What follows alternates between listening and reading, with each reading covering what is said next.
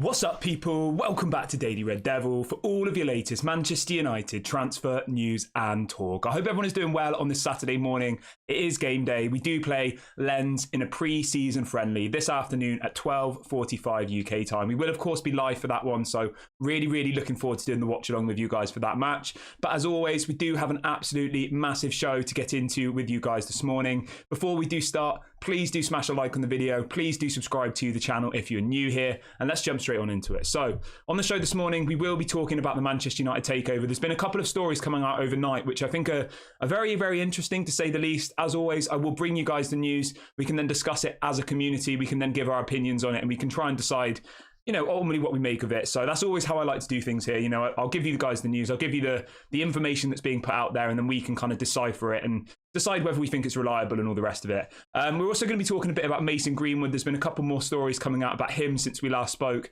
We're going to be talking a bit about Amrabat. We've got some updates on that one for you. We're going to be talking about a really interesting potential move for Alvaro Fernandez, the really exciting young left-back we've got. There is a Premier League club who are apparently trying to sign him on a permanent deal, so we will be talking about that. Welcome, Lee, to the members club. Big up to all the members, big up to all the mods, and big up to everybody who watches the show every single day. Welcome to the members club, Lee. If you do want to join the members club, I'll just pop a link in the chat for it. We'll also be talking a little bit about Outgoings. We've got some news on Maguire, Donny, Fred, and we've also got a bit of a spanner in the works story around West Ham, which I'll save until a bit later on. But yeah, there's so much to get into on the show today, guys. So do make sure you get involved in the comment section, get your messages in, let me know if you're watching, and let's jump straight on into it. Let's start off with the elephant in the room then. Let's talk about the takeover. Why not? You know, let's get it out of the way. So Neil Custis, who is a UK-based journalist. I do quite like Neil Custis. He does do some good stuff. And he's been quite good around the takeover, just to say from the beginning. So Neil Custis is reporting the following. Discussions are now understood to have taken a big leap forward in recent weeks, with a £6 billion sale now close. Qatari's Sheikh Jassim team have been doing due diligence ahead of a final formal offer. So he's ultimately reporting that, you know, Sheikh Jassim is really pressing forward with the move, and it looks like he's going to put in a new bid of 6 billion. I think his last bid was around 5 to 5.5, but he is today reporting that it looks like a £6 billion bid will be going in from Sheikh Jassim's camp, and ultimately that should be enough to get the deal over the line. It goes on to say that Manchester United are convinced they will get a deal done to sell the club to the Qataris. Discussions are understood to have taken a big leap forward in recent weeks, with a £6 billion sale to the Qatar-based Sheikh Jassim now close. So that's the story. That's the big one that's come out, as I said, from Neil Custis, who is a UK-based journalist. He's been doing this for a very long time, and he is somebody who I do quite like. So when he does say things, I do always listen. I'm not saying I take it word for word. I'm not saying I 100% trust it, but we can talk about our opinions on that in a minute. He also goes on to say that, let me get the next bit for you. Ultimately, Sheikh Jassim's camp are doing all the bits behind the scenes. They're doing all the contracts, all the paperwork. And he does also say that Sheikh Jassim is ahead of Sir Jim Ratcliffe at this point. Yeah. Let me know how you feel about that one. Get involved in the comment section. Let me know whether you think that's a positive update. I do think it is. I will obviously give my opinion in a minute. And it goes on to say as well that they think that it will be done by November at the latest. So they've put a bit of a timeline on it again. Obviously, originally it was done by the end of the season. Then it was done by the beginning of the season. Now they're saying by the beginning of November.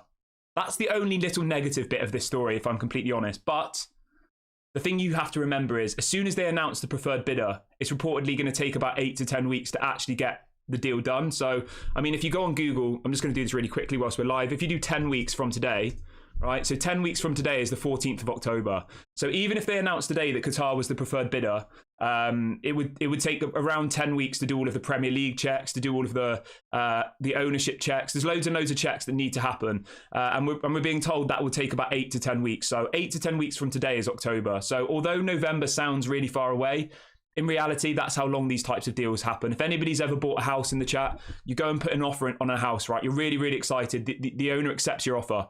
It usually takes about 3 or 4 months for you to actually get the keys to that house. So you've got to think of it a little bit like that. It's, you know, they're buying a massive business. They have to do all these legal checks. There's so much things that will have to happen once they say yes to somebody. So I know November sounds like a long time away, and I know people are going to be annoyed, but I'm not that bothered, to be honest. As long as the new owners are in by January, so then they can spend money, they can help bolster the squad, they can help us push on in the second half of the season. I'm not really too bothered. Obviously, I would have liked them in months ago. You know, I'd like them in today, but you've got to be realistic in this. It's a massive. It'll be the biggest sports club sale in world history ever. Like, it's going to take time, isn't it? But we just need the confirmation on who the bidder is going to be so we can actually then just kind of stop talking about it. You know, that's all we need as fans, isn't it? Just to know it's going to be these people, this will be the fee, it's going to take 10 weeks, and everyone then can just kind of rest, you know? But I'm going to give my opinion on this story, as I always do. I've brought you guys the news. I've brought you what's been reported. I'm going to initially say from the very, very off, as you guys know, if you've been watching this channel regularly, I do think they will sell to Qatar. My stance hasn't changed. I think Manchester United will be owned by Qatar and Sheikh Jassim. I'm pretty confident of that. That's just my opinion, though. That's not based on something I've been told or something I've seen. I just think that it's the most logical option, and I think that eventually they will be sold to Qatar. So that's my personal opinion on the matter, right? In relation to this story that's come out today, Neil Custis is reporting it as an exclusive story. So he's saying he's got this exclusively. I do think there's a bit of spin here, because obviously it's our first game of the season today, right? The Glazers are probably thinking that there's going to be protests. Obviously, there's planned protests for the game against Wolves. Maybe they think if we put out this story saying the 6 billion deal to Qatar is close, that might silence the fans. But that's not going to happen. It won't. Fans aren't stupid. Until the Glazers are out of our club, there'll be protests. There'll be people walking out of the ground. That won't stop. Even if every single journalist in world football comes out today saying that Qatar are leading the race, there still will be protests because nobody trusts the Glazers. The most likely option here is that the Glazers or the Glazers PR team have probably briefed Neil Custis, this UK journalist, and said, put out this story saying that the deal is progressing. The deal is progressing and it's going to be 6 billion and we're going to sell to Qatar, you know? So he's put out that story. It came out about 7 o'clock this morning. It's too much of a coincidence for me that the day of our first game at Old Trafford in over 2 months probably, we get this story saying that the deal to Qatar is close for 6 billion. That's the only bit that kind of annoys me a little bit. And I think they think that we're stupid. And that's why channels like this are good, because mainstream media will just literally report what they've been told. You know, Neil Custis will have been told by somebody within the Glazer camp or somebody close to the bid that this is what's happening. I'm not saying it's not true, though. It might be true. But I'm just saying that, you know, having a platform like this where we can all come together as a community and we can all discuss it really, really helps to get rid of the rubbish ultimately. And my stance remains the same. I do think that they will sell to Qatar. I do. And I think it will be for around 6 to 7 billion. I've said that for about 2 months. But yeah, I mean, saying it's going to be done by November, I mean, it's quite vague, isn't it? Does that mean they'll have chosen him as a preferred bidder by November, or does that mean that he'll be in by November? You know, it's quite confusing to get your head around. But ultimately, the headline is that Neil Custis is reporting is that Sheikh Jassim set to win 6 billion Manchester United takeover race as date for buyout to finally go through is revealed. So that's what his headline is. 6 billion will be the price, and apparently it will be done by November. And he says they're ahead of Sir Jim Ratcliffe in the race. Fans feared that Radcliffe's Ineos group would still allow the Glazers a minority signing. Yeah, so thank you very much to Nubian, who's just done a super chat. Thank you so much for the support, my friend. I hope you're doing well. If anybody does want to do a super chat, if anybody does want to get involved in the members club, you can just hit the $sign. Big ups to everybody who supports this community and channel. So massive shouts to everybody. I'm just going to keep reading through this story a little bit more on the takeover very, very quickly. So Neil Custis, he's saying that it'll be 3 months. That's what he's saying. It'll be 3 months until he owns the club. Yeah, I'm not too sure. Let me know in the comment section what you think about that. Let me know if you do think that they will sell to Qatar. I honestly do think they will. That's just my opinion. I've not got this from anybody personally, but in my opinion, if you want my opinion, which I guess some of you do, some of you don't, I do think they will sell to Qatar. But I do think this story that's come out today is just spin, you know? It definitely is just spin. The Glazers have put out this story to try and silence the fans, but we're not stupid. We're not. We're not just going to immediately read one story from one person and be like, right, we're not protesting now. You know, the protests will keep going until they're out of the club, 100%. The 1958 group who are organising the protests, they're not going to stop until the Glazers leave.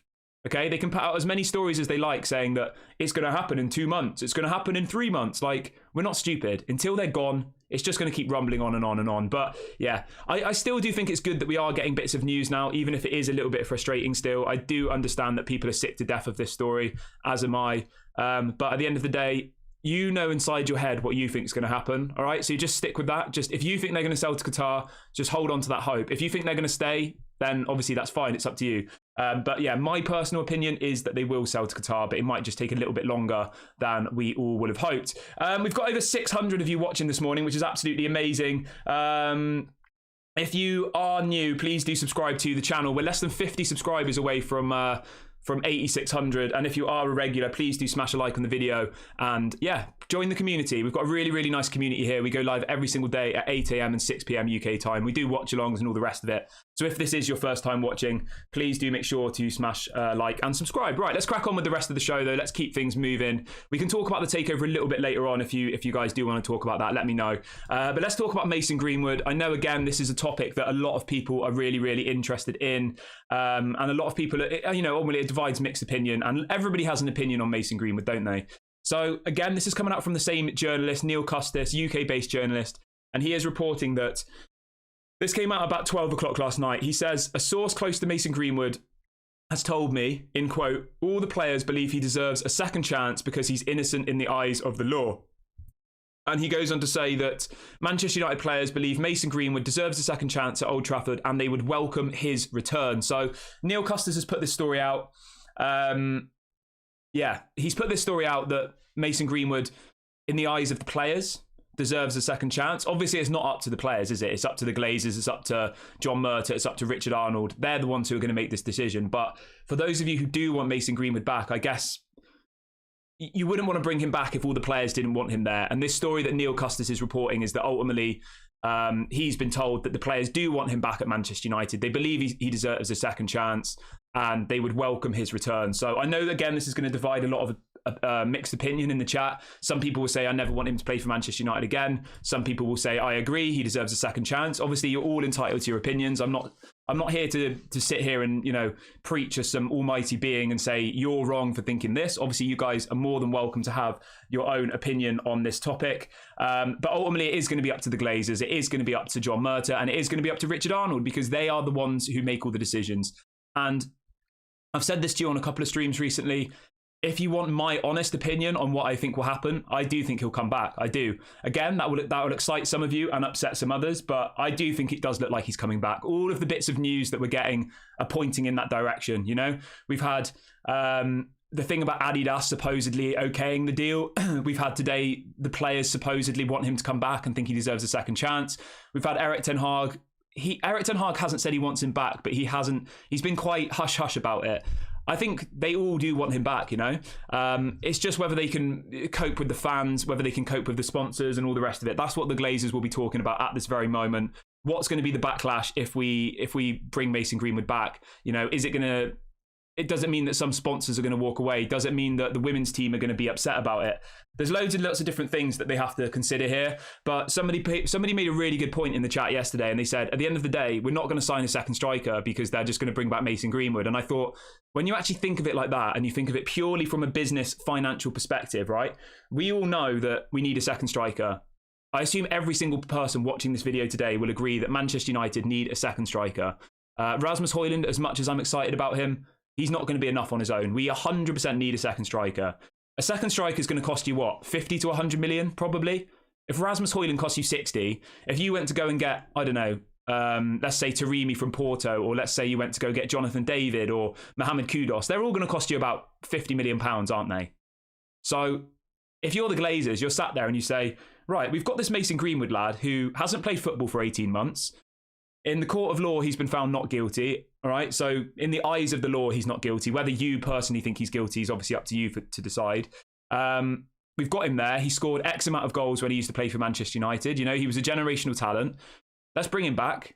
That means we don't have to spend any more money. And that's all the Glazers care about. So I honestly think that all roads are pointing to a Mason Greenwood return. I really, really do.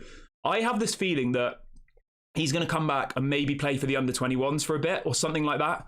Obviously, he's just had a kid, so he's not going to want to go on loan to like Italy or France or somewhere else. He's going to want to stay in Manchester, realistically, isn't he? So I wouldn't be surprised at all if we get an interview from him in the next week.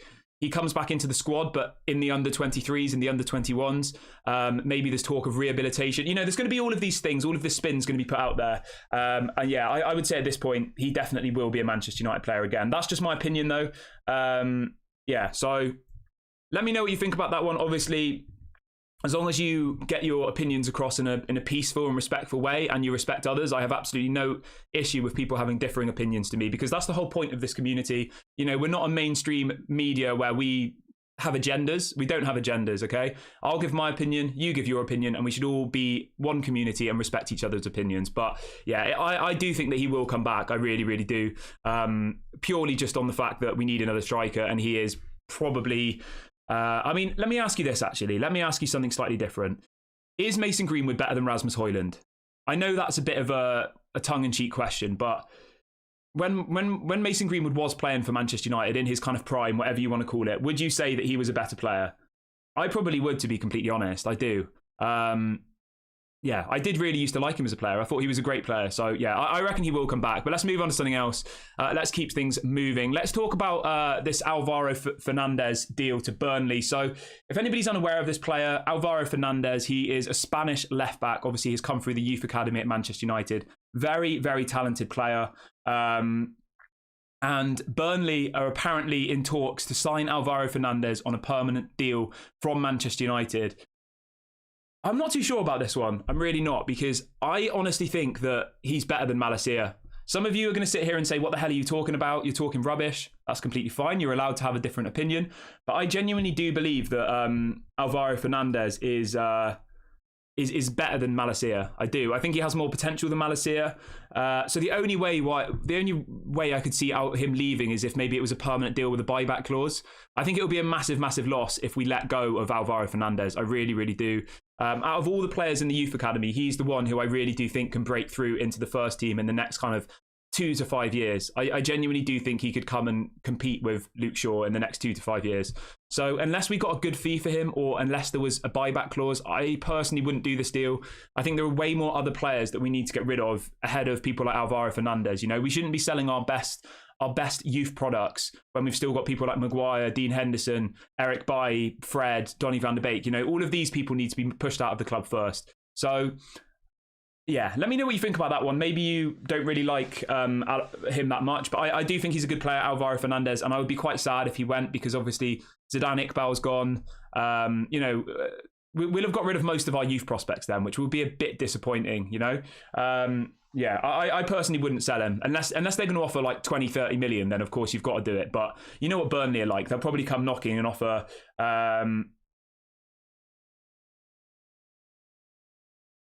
yeah. Right, let's keep things moving. Let me just have a look at some of the chats today. Lots of people asking about the Mason Greenwood one. I will just be really, really quick then, because obviously people are asking me what's my opinion. I always just try and keep it relatively neutral on this topic. I keep it very, I look at it from a sporting perspective. From a sporting perspective, I don't think he should come back, okay? My reasons for that are it's going to divide the fan base. We can see that in the chat already. There's people arguing about whether he should come back, whether he should be given a second chance. I think for that reason, he shouldn't come back. And then if I'm looking at in my own personal kind of beliefs on the situation, I know he's innocent in the court of law, but it would be very, very difficult for me to respect him. Like, yeah, so for me personally, he shouldn't come back, but ultimately it's not up to me. I don't know what will happen if he comes back. It will be very, very difficult for me to sit there and support him, to be completely honest with you. I will find that difficult. And I do think that the best option for him would be to either go out on loan or to go into the youth team. That's what I think would be the best option at this point, because the thought of seeing him playing for Manchester United like immediately, I just think that's quite a scary thought, and I think it will cause a lot of trouble. Ten Hag will be asked about it every single press conference. I just think it's an unnecessary distraction for me if you look at it on a footballing level. But obviously, if you're allowed to, you guys of course allowed to have differing opinions, as long as everybody's respectful with their opinions. I've got absolutely no issue with it whatsoever. So yeah, you're more than welcome to get your opinions in. Yeah. So that's my take on it. I've obviously mentioned this before, but I can see some people in the chat saying like, well, what do you think? And I've given my opinion now, so let's keep things moving. Right, let's move on to the next story though.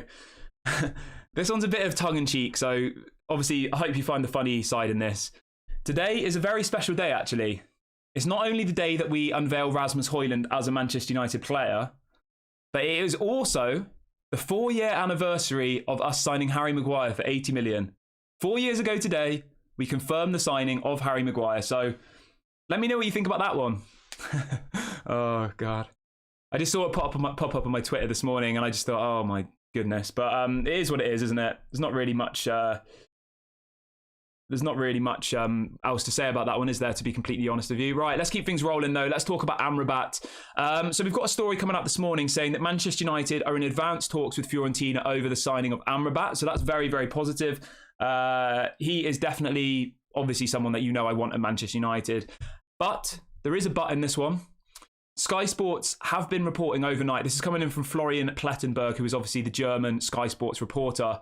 He is saying that apparently Bayern Munich are also interested in Sofyan Amrabat. He says Sofyan Amrabat understands there is no final agreement with Manchester United yet. Talks with Ten Hag have taken place. He's admiring the player. It is ongoing. But Amrabat is also being monitored by Bayern Munich, as they know that Thomas Tuchel is looking for a new number 6. So there is competition now. There is competition for Amrabat. Obviously, we had clubs in Saudi who were reportedly putting in offers for him that he rejected. There was a bid from West Ham that was apparently rejected. And now there is... now Bayern Munich are apparently knocking at the door. So we just really, really need to get this one over the line. We really, really do. It'll be devastating if we miss out on Amrabat now. Like, I'm so set on him being a Manchester United player. I almost think he is one already, if you know what I mean. So yeah, let's just hope that this happens, and let's keep things moving. Right, we've got a breaking news story coming out in the last couple of minutes. Obviously, it is a Saturday, so you've got to bear in mind on Saturday a lot of random stories come out. So this is coming out in the last 5 minutes from Diario Sport. It's a Spanish, so it's a Spanish newspaper. It's got 2 million followers on Twitter, and they are reporting Manchester United manager Erik Ten Hag has demanded that the club sign Tchouaméni from Real Madrid this summer. So this has literally just come out in the last 5 minutes from, as I said, it's at Sport on Twitter. 2 million followers, Spanish media company, saying that apparently Manchester United are demanding that they get Tchouaméni. I'm not sure about that one. I'm really not. I mean, you never know, do you? You never know. I would absolutely love to see Tchouaméni at Manchester United. Let me just say that from the very beginning. Tchouaméni at Manchester United would be quality, but where are we going to find the money to buy Tchouaméni? You know, if we're saying to Fiorentina, we can't buy Amrabat until we've sold Fred and Donny van de Beek, how do Real Madrid expect us to pay £80 million plus for Tchouaméni? Like, I just think the likelihood of that happening is so slim. Probably less than 5%. I assume he's probably trying to get a new contract. I assume there's other clubs interested, and our name's been thrown into the list. But they're saying that apparently Erik Ten Hag has demanded that Manchester United sign Tchouaméni this summer. Yeah, I think it's rubbish. We did speak about this a couple of days ago. Actually, it was from a different source at that point that apparently Tchouaméni to Manchester United was something that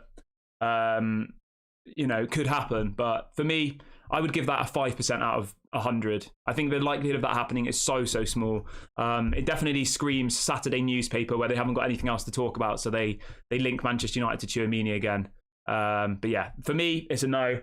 I just don't think it's going to happen. You know, the thing you've got to remember with Tchouaméni, right, is they paid 80 million euros for him. Real Madrid, they're not going to want less than 80 million euros, are they? Like, I would 100% want to see Tchouaméni at Manchester United, but where are we going to get 80 million euros from? Yeah, they paid 80 million for him last year.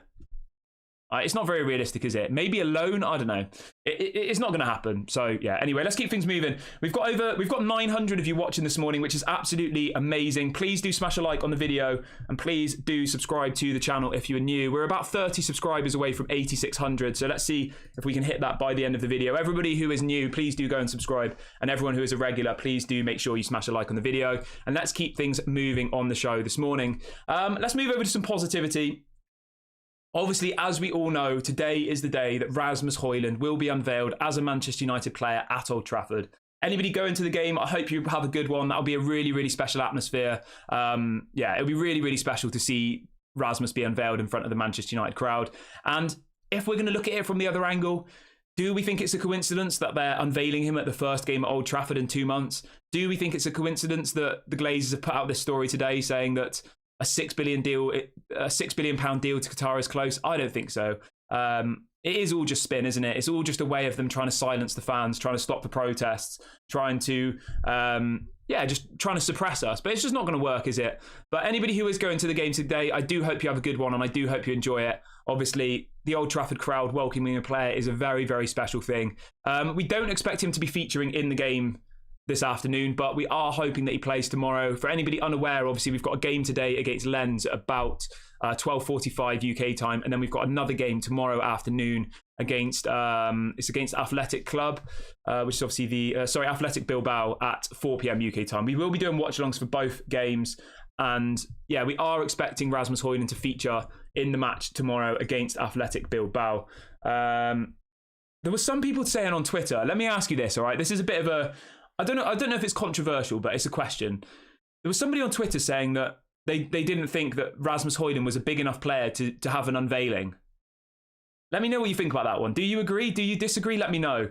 I mean, it's a bit negative, isn't it? It was someone with a lot of followers on Twitter, and they were ultimately questioning whether Rasmus Hojlund was a big enough name to do an unveiling. I mean, I don't really like that, to be honest. I really don't, but I guess everybody's entitled to their opinion. People asking in the comments whether Rasmus Hojlund has trained with the first team yet. I don't think he has, because he only signed his contract yesterday. Fabrizio did report that he signed his contract yesterday, so I don't think that he will have trained, to be completely straight with you. I assume that he'll feature tomorrow. Obviously, he's been training for Atalanta, so he's going to be fit. Yeah, let's hope that he plays tomorrow, because I really, really want to see him on the pitch. Yeah, I really, really do want to see him on the pitch. I really do. And I just want to make sure he's available for that game against Wolves. You know, I don't want to throw him in at the deep end.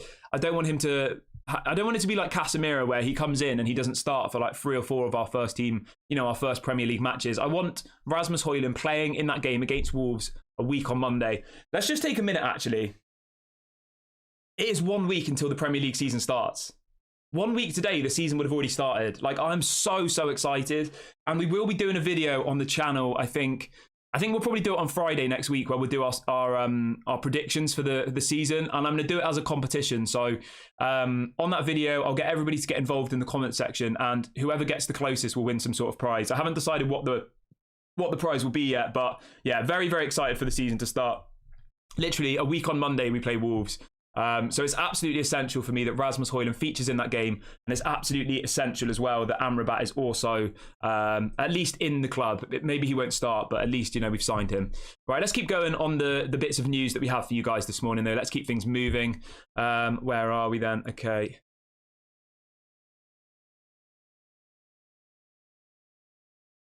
Yeah, just to say as well, really quickly, we will be live from about 12 o'clock today for the game. So obviously, if you are around for the watch along, do make sure you lock in. There's people in the chat talking about the striker situation. So obviously, I've given my opinion on the striker situation. I think Mason Greenwood will come back, and I think he'll be the striker. But we have been linked to a couple of other strikers.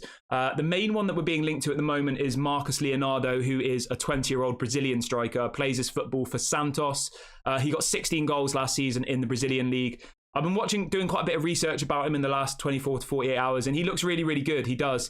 There are a couple of other clubs who are also interested in him. Roma, Nottingham Forest.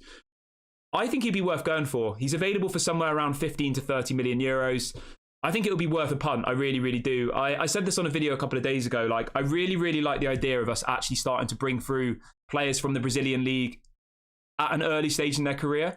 I know we've got Lisandro Martinez, we've got Anthony, we've got Casemiro. We have people, but we've bought them from clubs when they're going to cost us 50 million plus. We've never really brought a player through from a Brazilian league and developed them into a world beater. So I would be quite up for it. I would be quite up for bringing this guy in. He does look good. Obviously, he's not going to be scoring us 30 goals a season, but I would say for 30 million euros, I think he'd be definitely worth the money.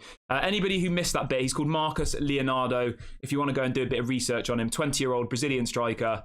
That seems to be who we're most linked with at the moment. Obviously, there are some people saying, you know, Taremi from Porto, but that's gone very, very quiet. I haven't heard anything about Taremi in probably about a month. I've heard nothing. So there was a couple of people as well asking about Scamacca from West Ham. Obviously, he's moved to West Ham and he doesn't look like he's having a great time. But it does look like Scamacca will be joining Atalanta. Obviously, Atalanta need a new striker. So, yeah, Scamacca looks like he's going to go to Atalanta. There's one I wanted to bring in really, really quickly about West Ham.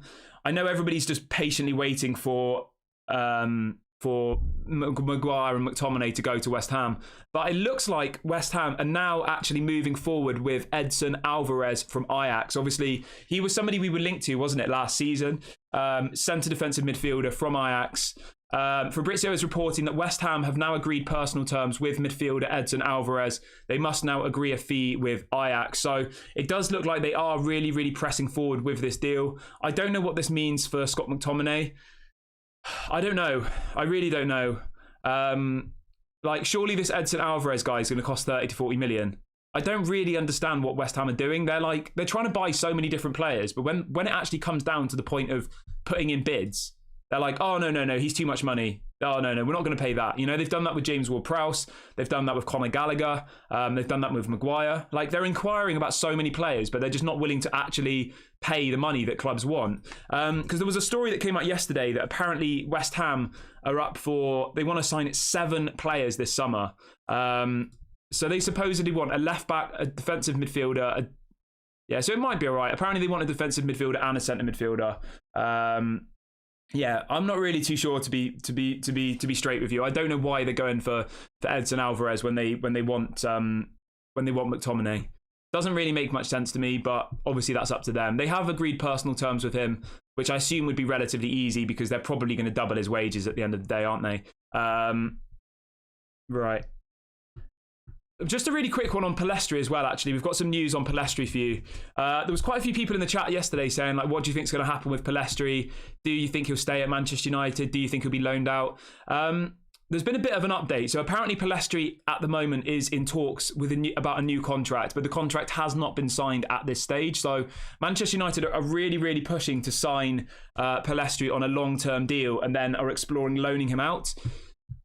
I'm not sure what's going to happen with this one. There was somebody in the chat yesterday who was saying that they think the Manchester United might sell him. I mean, if that happens, that would be absolutely devastating. I think Palestri is someone who could be in our first team for the next kind of 3 to 5 years.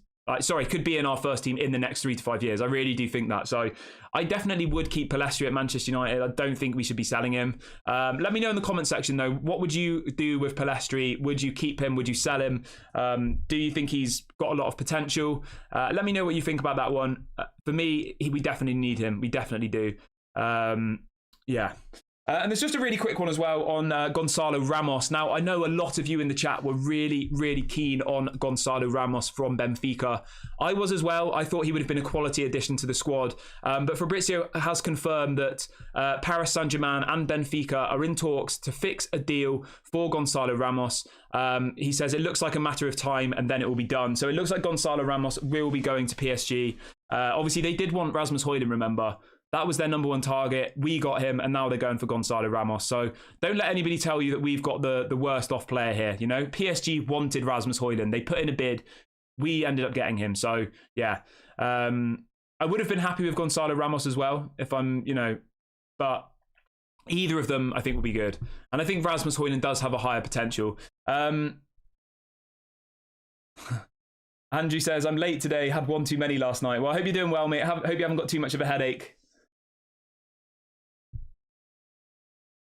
Right, I'm going to read out some of your comments in the second half of the show as well. So if you do have some comments you want to get in, do get your messages in the chat. Put the letter Q in front of your message, or you can do a super chat by hitting the $sign. Any support for the channel is obviously massively appreciated. We've got 1,000 people watching now, which is absolutely incredible. Big ups to everybody who is here today. Please do smash a like on the video, and please do subscribe to the channel if you're new. We're only 10 subscribers away from 8,600, so let's see if we can hit that by the end. And let's see how many people we can end up with in the chat today. I think our record was about 1,500, so let's see if we can do that. Everybody smash a like and we'll crack on with the rest of the show. somebody I wanted to bring into the conversation really, really quickly. What does everybody think of this Michael Elise guy from Crystal Palace? Do you think we need another attacker? That's the question I wanted to ask you on this point of the show. He's available for 30 million euros, Elise from Palace. He looks absolutely incredible. Obviously, Chelsea are apparently about to put in a bid for him. He's available for 25 million. I would put in a bid for him. I would. I think he's quality. I really do. If anybody's unaware of him, obviously Elise, he plays for Crystal Palace. Really, really good player. Very, very young.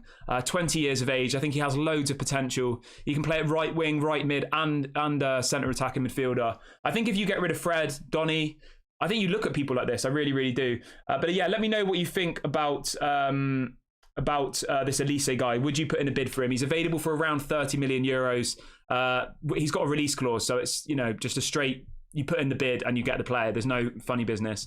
But I would be looking at someone like that. I quite like it when we get some slightly more lesser named players. We don't go for some huge player for 100 million. Dave says apparently Spurs are looking at Taremi. Yeah, I wouldn't be surprised. If Spurs replace Harry Kane with Taremi, that is terrible, isn't it? To go from Harry Kane to Taremi. Let's be very, very real about it. Yeah. Right, let's read out a couple of your comments. Eric says, do you think we need a central defender? I have spoke about this a little bit before. I don't think we do. I don't. I think we can let Harry Maguire go, and then I think we have Luke Shaw as a fourth choice centre-back, and we also keep Johnny Evans as the fifth choice centre-back. You've then got 5 centre-backs. Maybe you promote somebody from the youth squad. I don't think we do need a new centre-back. We let Maguire go. We use the money, go and buy another striker. And then next season, we go all out for Antonio Silva from Benfica. Or you look at someone like Tomori. But yeah, I would go with Antonio Silva from Benfica. 18-year-old, absolutely incredible. Somebody like that who, can replace Rafael Varane. Yeah, somebody like that who can replace Rafael Varane, and somebody who ultimately will be here for the next... He's 18, this Antonio Silva guy. He could literally be here for the next 10 to 15 years. So I would be looking at someone like that. I think if we do bring in a centre-back, it needs to be someone like 18 to 20 years of age, in my opinion. I don't really want to get I don't really want this Todibo guy. I didn't really want the Sassy. I don't really rate either of them that much. They're in their mid-20s. I don't really think they're worth the hype that they get. So for me, I would be going for somebody like Antonio Silva. And if we can't get him, I would just wait until next season. I don't think it's essential. I think our defence looks pretty good. We got the Golden Glove last season with De Gea, who some people in the chat thinks rubbish. So yeah, for me, I wouldn't go for a centre-back at this point. Somebody saying that Amrabat is done. Amrabat's not done, my friend, I don't think. Amrabat isn't done at this stage. I would say this, though. I would say that I'm 90% sure that Amrabat will come to Manchester United, but it's definitely not done at this point.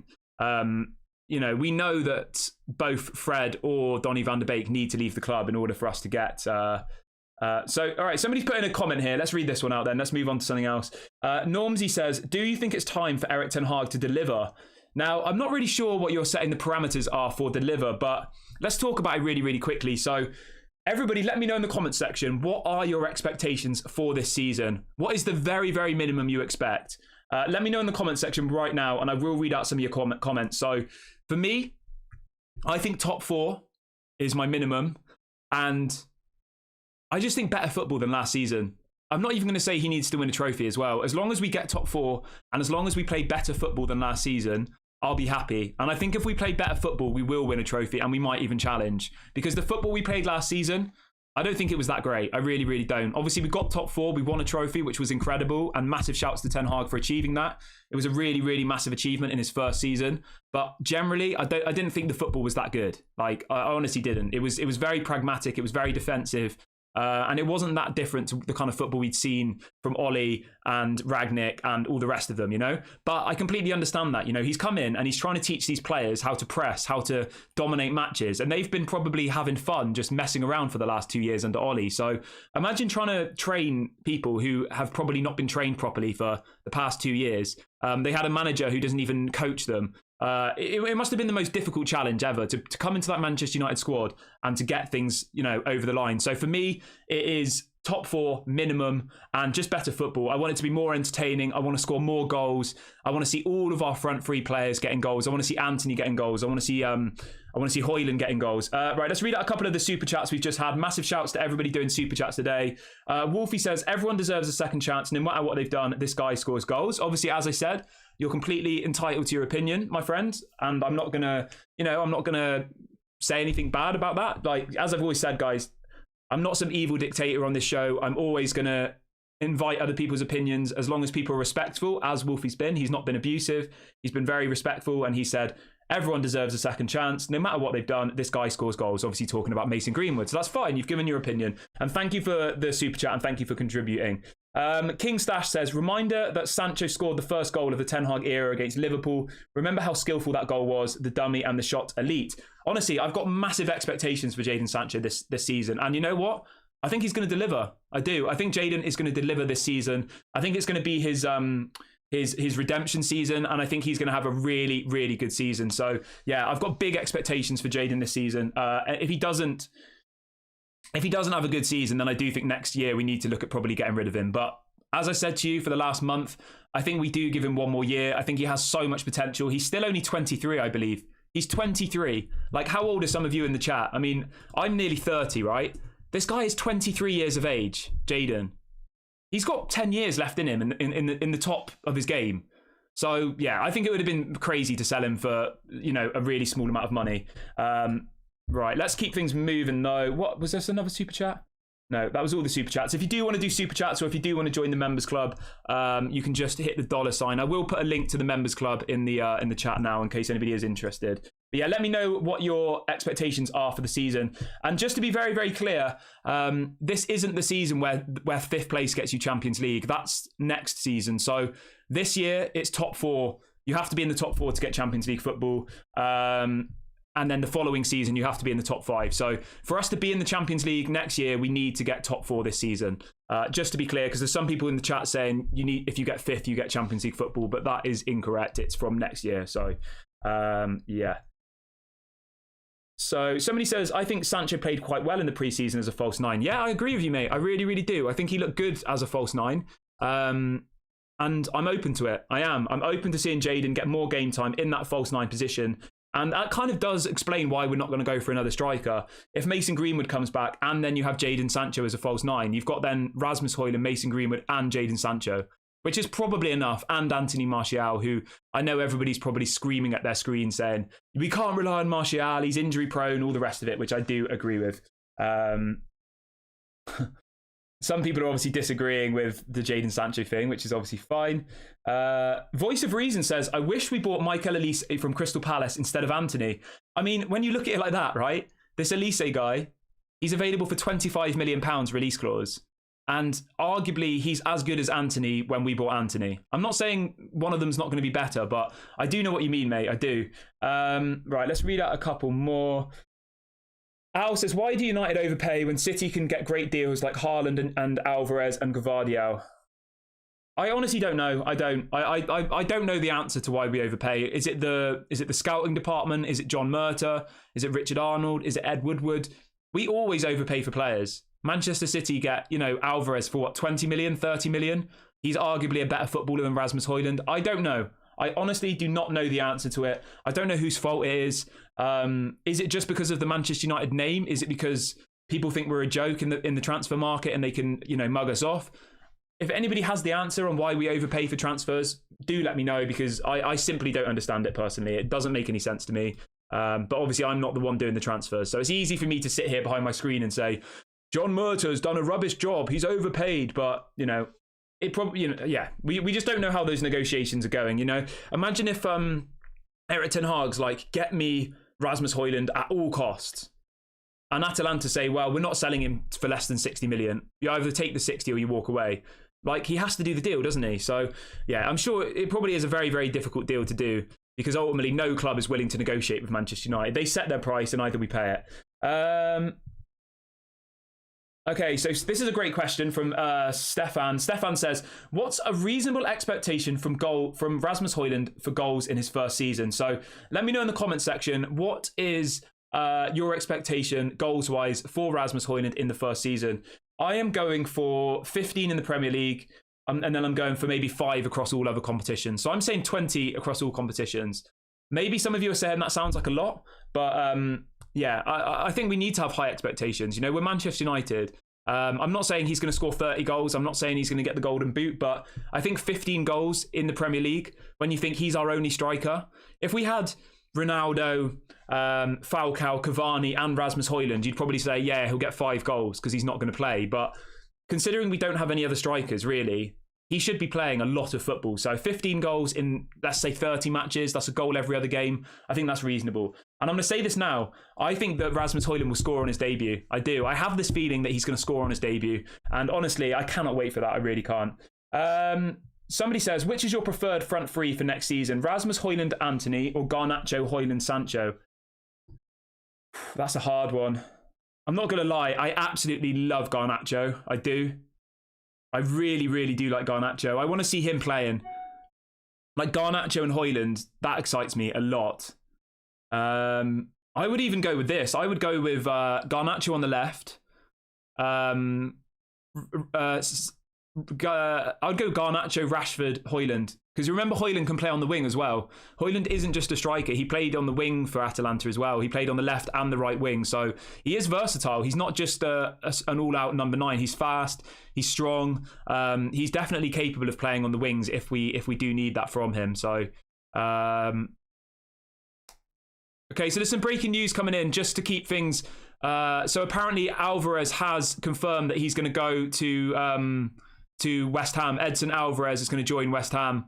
Obviously, people are saying, why are you talking about West Ham? But he's a midfielder. So I don't know what that means for Scott McTominay. I really don't. It doesn't look good, does it? But anyway. Right, let's read out a couple more of your questions. So quite a few people are getting in there how many goals they think Rasmus Hojlund will get.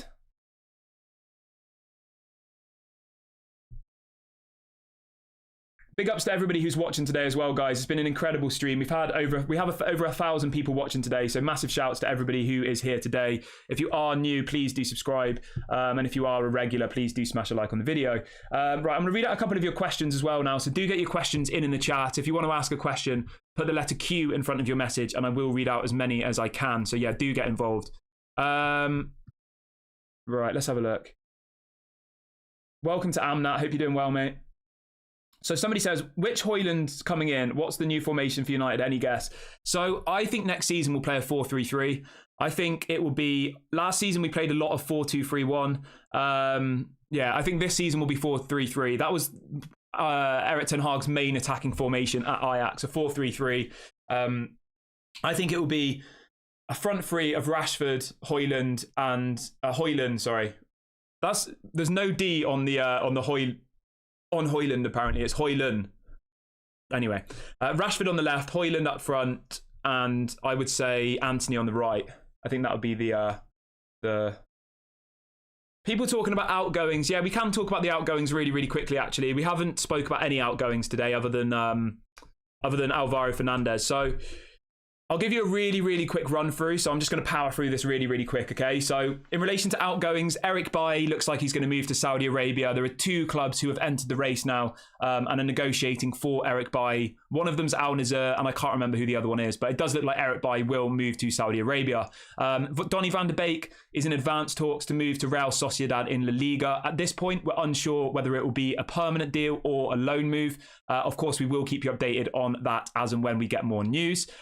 Donny van de Beek, sorry, we just spoke about Donny van de Beek. Scott McTominay and Harry Maguire are both still wanted by West Ham, but there's going to have to be some sort of negotiation on the fee because West Ham are not going to pay the amount of money that we want. You know, they want to pay somewhere between 25 and 30 tops for each of the individual players. So that's the update on that one. Who else have we got? Alvaro Fernandez has apparently had a permanent offer from Burnley to move there. I've said I don't want that to happen, but we'll have to wait and see. Amad Diallo will not be going out on loan this summer. He'll be staying at Manchester United. He is injured at the moment, which means he will not be able to get his loan move. So Amad Diallo stays at Manchester United. He will be part of the first team squad next season. In relation to Dean Henderson, it has gone quite quiet. Nottingham Forest have submitted an official bid for Arsenal goalkeeper Matt Turner. Obviously, Arsenal are on the brink of signing David Raya from Brentford. So I don't know what's going to happen with the Dean Henderson deal. I really, really don't. I hope he goes, but I'm not sure. You know, if they sign this Matt Turner guy, does that mean that Dean Henderson stays? Hopefully not, but yeah, I don't know at this stage, to be very, very blunt with you. Who else have we got? Pelestri. Pelestri's in talks to sign a new contract, and it does look like if he does sign the contract, he will be loaned out. Yeah, that's kind of all of the outgoings. I just rattled through it really, really quickly. Sorry if that was very fast and furious, but yeah, I just thought that was a good way of getting all of the outgoings into one little section so people don't say, oh, you're repeating the same news or any of it. So yeah, those are all the news on the outgoings. There's not really anything else in outgoings to talk about at this very moment in time. The only other one that I have forgotten about is Fred. So Fred to Galatasaray is off. Fred will not be moving to Galatasaray. Apparently, Saudi Arabian clubs have entered the market for Fred. Fabrizio says that Fred will 100% leave Manchester United this summer. So Fred is leaving 100%, but at this point, we don't know where to or for how much for. Manchester United reportedly want around £20 million for Fred's signature, whereas Galatasaray were only offering 10 million euros. So as I said yesterday, I'm quite happy that the Fred deal's fallen through, because 10 million for Fred euros is a disgrace. That is terrible business. But that's kind of everything that we've got by way of outgoings. I'm going to read out some of your questions. We've got 10 minutes left of the video today. Yeah, we've got 10 minutes left of the video.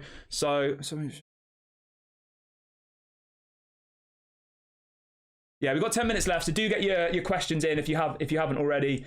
Okay, this is a good question. Fred has asked, how long do you see Rafael Varane playing for before we need to replace him? I would say 1 to 2 years for Varane. I would. I mean, we already need backup for him because he can't play 2 games a week. So we're technically already having to think about replacing him. I would say in 2 years, we need to replace him. His contract is until June 2025. So there you go. Rafael Varane will officially be a free agent in 2 years' time. So yeah, for me, when his contract expires, we definitely don't renew his contract. I absolutely love Varane. I think he's a quality player. But in 2 years, we 100% need to be buying a new centre-back. I know I keep mentioning this person's name, but I would go all out for Antonio Silva, honestly. 18 years of age. He already is in the Portuguese national team. I think he played 30 matches in the Portuguese league last season. He scores goals as well as a centre-back, which is quite rare, 100%. Somebody said, what do you expect from United this season? We already spoke about that one a little bit ago, so just rewind. Let's have a look. Andrew says, how many players are Manchester United going to sign this season? I think we'll get Amrabat. I think we'll definitely get Amrabat over the line, and I think that we will probably make another signing. And I think it'll be a surprise one. I think it'll be one that comes out of nowhere. It'll be one that none of us was expecting. It could be someone like Goretzka. It could be someone like Mohamed Kudus. You know, I think we will make one more signing after Amrabat, and it'll be one that will try and ignite the fan base. It will try and get us all excited. It will be, I don't think it'll be a marquee signing, but I think it will be a big name, you know, a Goretzka, a Mohamed Kudus, somebody like that. But yeah, let me know, how many more signings do you think Manchester United will make? I'm going with Amrabat plus one more, and I think it will be either another midfielder or an attacking player. Right, let's have a read of a few more. So Amnat says, how do you think we will play against teams like Liverpool, City, Spurs away? So in those really, really difficult away games, I expect us to play a 4-2-3-1. So that was the formation we played last season. It was quite defensive. I expect Casemiro and Amrabat to be the kind of defensive 2 midfielders. Yeah, that's what I expect to do away from home. And I honestly think will be very difficult to break through away from home when we've got a midfield 2 of Amrabat and Casemiro. Honestly, that is a quality defensive midfield in those really, really big away matches. Maxwell says, do you see Kobbie Mainoo playing as a CDM or box-to-box? I personally see him as a CDM. I think it's a little bit too early to kind of predict what will happen with Kobbie Mainoo by way of what position he'll play in. I think that he could either be a CDM, he could be a midfielder, or he could play a little bit further up the pitch. I think there's lots of different options for Kobbie Mainoo. And I do think it's maybe a little bit too early to predict. Normsy says, do you think Eric Bailly is so bad that we can't keep him as a backup for Martinez and get rid of Harry Maguire? Eric Bailly is definitely leaving the club. That's what's being reported. Apparently, he's been frozen out of the team by Erik ten Hag. He's not training with the rest of the squad, and he will leave. It's just a matter of when. Like, he is going, Eric Bailly, and it looks like he will be going to Saudi Arabia. I do quite like Eric Bailly. I do. I think he's a good player, but he kind of frightens me. He either has a really good game or he does something really bad. Like, I don't think he ever is very like consistent. So yeah, for me, Eric Bailly, definitely let him go. He's got 1 year left on his contract. So if we don't sell him now, he'll go for free next season. He has to go now. He does. The same with Fred. You either offer him a new contract now or his contract expires next season. Guys, absolutely tipping it down with rain here in the UK today. It's horrible. Like, anybody living in the UK, we literally have had no summer. It's rained for the whole of July. Literally, constantly rain. Right. Big T says, will we do better home or away this season? I think it will be really difficult to beat at home this season, but it's obviously the away form that we need to improve. Last season, our away form was not very good at all. It was really, really poor. Obviously, we got beaten by Brentford 4-0. We got beaten by Aston Villa away. We got beaten by Man City, Liverpool. We lost a lot of games away from home last season. And the ones that we did win, I think we're quite lucky at points. So we definitely need to improve our away form massively. People talking about Tchouaméni in the chat. Yes, we did speak about Tchouaméni earlier on. So just rewind a little bit and you will find out that bit of news. Fred says, do you think the players are being affected by the takeover? I mean, the players have to be affected in some way, don't they? Because it is an unnecessary distraction. You know, if you turn up to the stadium and there's hundreds of people protesting outside the stadium, there's people booing, there's people shouting Glazers out.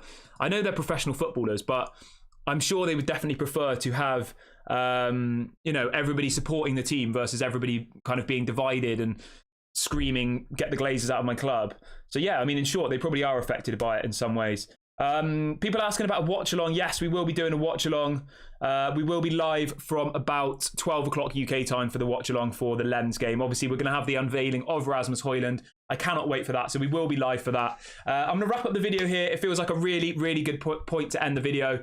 We've had over 1,500 people watching today, which was absolutely unbelievable. Big ups to everybody who's been here. If you are new, this is Daily Red Devil. I'm Kieran. We're live every single day at 8 a.m. and 6 p.m. UK time. It's a fully interactive show, and we do go live throughout the day if there's ever any breaking news. So do make sure you subscribe. Make sure you hit the notification bell. I will be back about 12 o'clock, obviously, for the Manchester United versus Lens watch-along. And we will be doing watch-alongs for all of the games this season. So if you do like doing watch-alongs and all the rest of it, do make sure you get involved in this community. The kickoff is at 12:45 p.m. UK time today. So yeah, I'll be live in about 3 hours. So make sure you subscribe. Make sure you hit the notification bell, and I will catch you guys later. Please do smash a like on your way out. I hope you guys have a really nice morning or evening wherever you are in the world, and we'll speak again in about 3 hours. Lots of love to everybody in this community. I'll speak to you guys later. Peace out.